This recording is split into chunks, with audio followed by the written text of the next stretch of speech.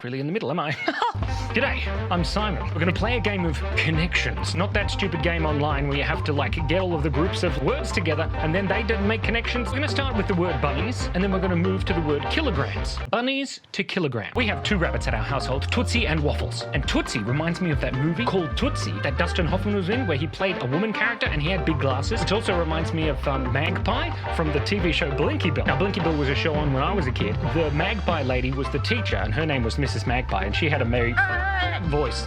I've got a whole jar! You know how magpies are like that?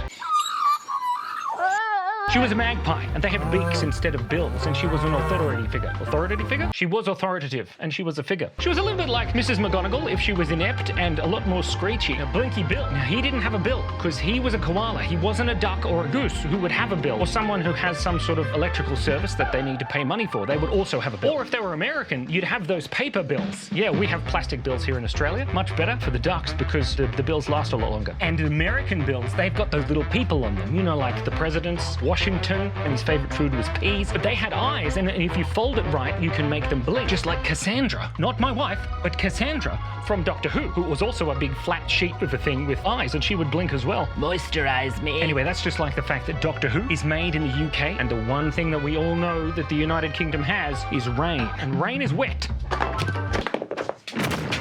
I dropped my banana phone. But you see where I'm going with this, right? Bunnies to kilogram. Wetness is the essence of moisture. And that makes me reminded me, Mum Noon, of that movie about orange mocha frappuccinos and that terrible incident at the gas station. If you know, you know. Blue steel. Which is great because I've got a blue background, so it kind of makes sense. The movie, Zoolander, of course, starred a guy named Ben Stiller. Now, he's very movement-ish. He moves a lot because he's alive. But when he dies, he'll be even stiller than he is now. Just like water, you can get bubbly water or still water. And you know what else bubbles are in? Fish tanks, which of course is just like Finding Nemo. I wonder if they ever found Nemo.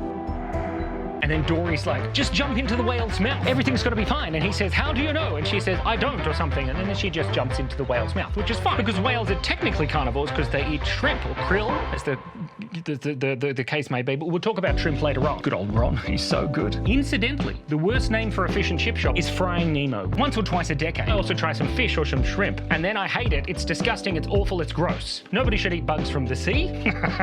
Have you seen isopods? Deep sea isopods are terrifying. They're like roly-polies, or what we call slaters, or pill bugs, I think, maybe? I'm not sure if they're pill bugs. I wouldn't try and swallow one because they're like this big.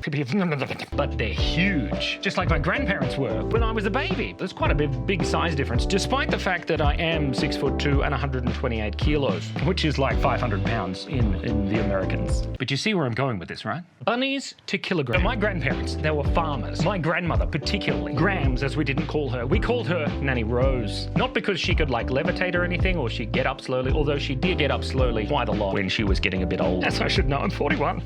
I'm so old. And bald. She used to make this thing called junket. I think it's called junket. It was jellied rabbit meat. It's like a jug full of jellied rabbit meat, and you put the rabbit meat in there, and then you'd put junket in there, and then rennet maybe as well, and then you mix it up and leave it on the bench for like 6 weeks. Slice it up. It was deliciously gross. Not as bad as seafood though, but still I probably would never be able to eat it and look into the eyes of my pet rabbits. Although I could probably look into the eyes of my pet rabbits. You look into their eyes, there's nobody there. There's just empty darkness. Although I'm pretty sure when I was about 11, I went over to my friend Scott Love's place. That's not his real name. He had a farm, and his mum made some rabbit meat, and we ate it, and I didn't know it was rabbit meat until they told us afterwards, and I'm like, oh yeah, that tastes pretty good, kind of like chicken. But the cool thing was, he had a car. It was a Ford Escort, but not an Escort like that. We were 11. We were concerned with Nintendo and the innocence of running around in the backyard, slamming our bush basher into the trampoline. The bush basher, that's not, no.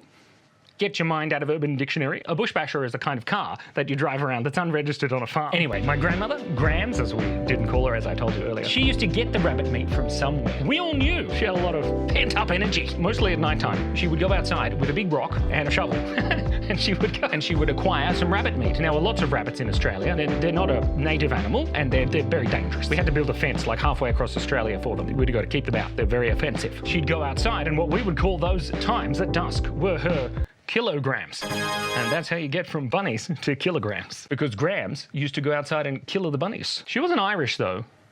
She was Scottish, just like the Thistles.